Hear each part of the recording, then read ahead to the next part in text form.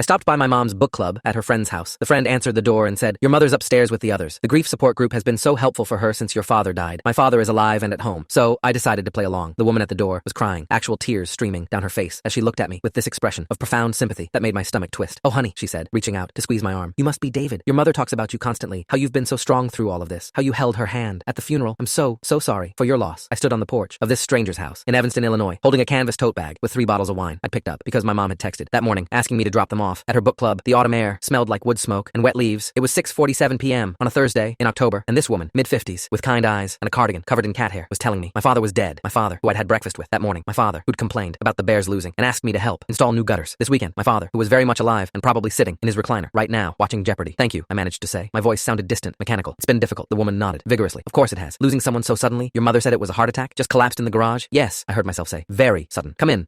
The group is upstairs in my meditation room. I'm Donna, by the way. Your mother and I met at the first session 6 months ago. 6 months. My father had supposedly been dead for 6 months. I followed Donna through her house, past family photos, and a grandfather clock that chimed 7 times, up a carpeted staircase to the second floor. My hands were sweating against the canvas bag. I could hear voices from behind a closed door, soft, murmuring, punctuated by occasional sobs. "They're just wrapping up," Donna whispered. "You can wait in the hallway." I stood outside, heart hammering against my ribs, trying to figure out what the hell was happening. Through the door, I could hear my mother's voice. "The hardest part is waking up and forgetting for just a moment. Then reality crashes back. The empty side of the bed, the coffee cup I still accidentally pour for him." Other voices murmured. Sympathy. Someone said something about their own loss. I pulled out my phone with shaking hands and texted my dad. "Hey, what are you up to?" 3 dots appeared immediately. "Watching Jeopardy." "Why? Need something?" I stared at that message for a long moment. My very alive father, responding from our family home. Not dead, not buried, not mourned, except apparently he was being mourned by my mother and an entire grief support group who believed he died 6 months ago. The meditation room door opened. Women filed out, tissues in hands, eyes red. They looked at me with recognition and sympathy. One squeezed my hand, another whispered, "Your mother is such a strong woman." My mother was the last one out. She saw me and froze. Just for a second, her face went completely blank. Then the mask slammed back into place and she smiled, sad and brave. "David, what are you doing here?" I held up the wine bag. "You asked me to drop these off for book club?" She took the bag, looked inside. "Oh, right, thank you, honey." The other women had moved downstairs. I could hear them talking. In the living room, the sound of coffee being poured. My mother and I stood in the hallway, alone. "Book club," I said quietly. "You told me this was book club." "It is. We read books about grief." "Dad's alive, Mom." Her smile didn't waver, didn't even flicker. "I don't know what you're talking about." The woman who answered the door, Donna, she told me how sorry she was for my loss. She said you told her Dad had a heart attack in the garage 6 months ago. My mother's eyes were steel, cold and hard and completely unreadable. "I think you misunderstood something. I texted Dad 5 minutes ago. He's home watching Jeopardy. Then you know he's fine. So there's no issue." She started down the stairs. I grabbed her arm. "Mom, what the hell is going on?" She turned back, and for just a second, I saw something flicker across her face, and it was gone. "We'll discuss this at home, not here." We drove to the house where I'd grown up, the house where my father was alive and well. When we pulled into the driveway, my father's blue Chevy truck was there, lights on inside, and that's when I saw what was really happening. Full story is linked below or on my channel.